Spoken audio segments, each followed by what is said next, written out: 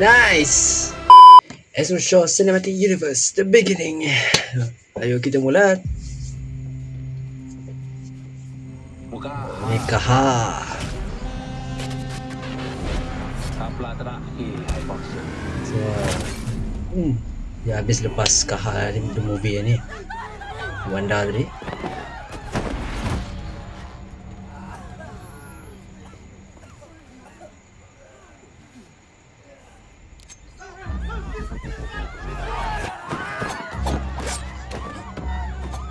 Kaha. Dah upgrade dah skill martial art dia.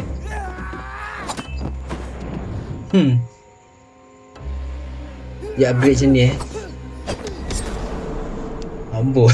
Bisa. Dia gaduh dengan budak sekolah. Dia lalah upgrade macam ni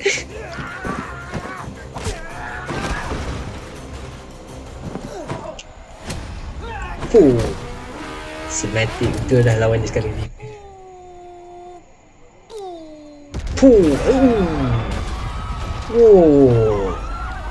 Not bad effects ni. Not bad. Nice pun. Nice tu iklan Wanda tu. Subtle je. Not bad lah effects ni. Not bad.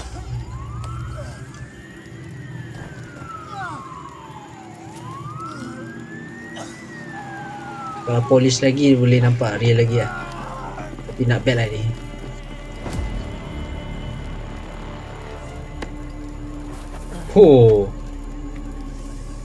Okey. Tadi masuk Sani apa update tadi.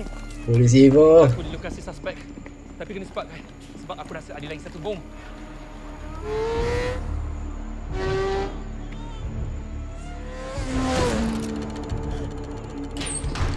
Logo komen ke tadi?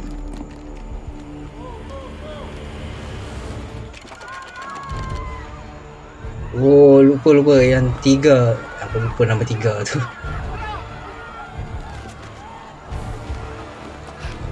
Tak ingat. Ada lagi lah barang dia kan.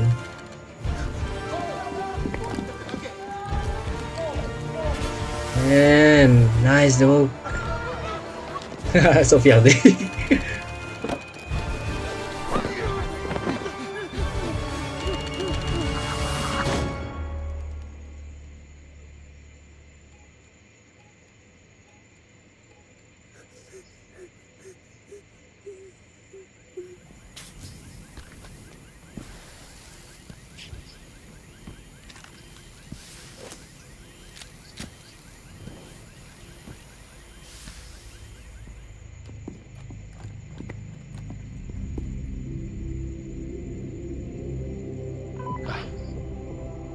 Suspek tak ada.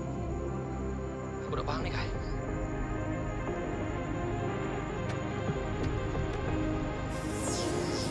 Wah, Aquaman. Nice. Nice.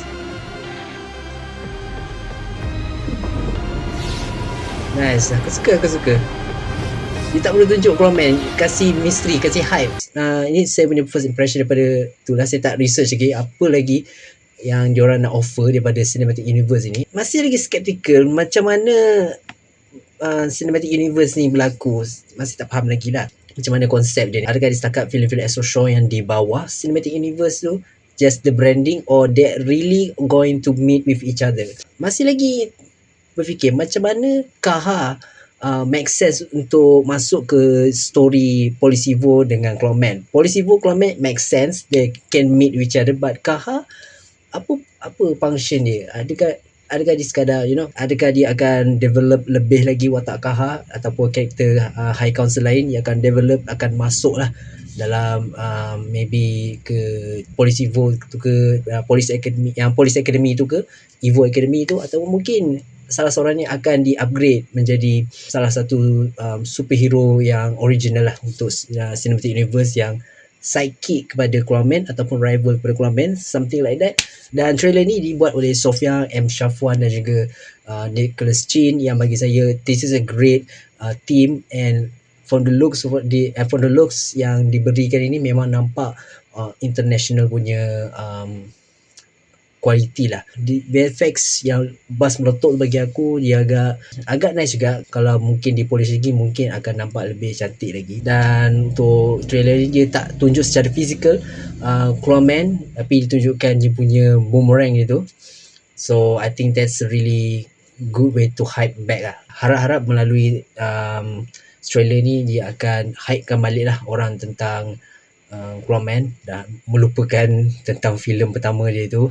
Agak mengecewakan sikit untuk saya, tapi bagi saya okay je. But yeah, I just hope Ezra Shaw will learn from the mistake from the past and try to make this cinematic universe work and make people believe in Malaysia film industry again. So yeah, apa pendapat korang dengan trailer Ezra Shaw Cinematic Universe ini? Apa expectation korang untuk Ezra Shaw Cinematic Universe ini? Kongsikan di ruang komen. Terima kasih kerana menonton.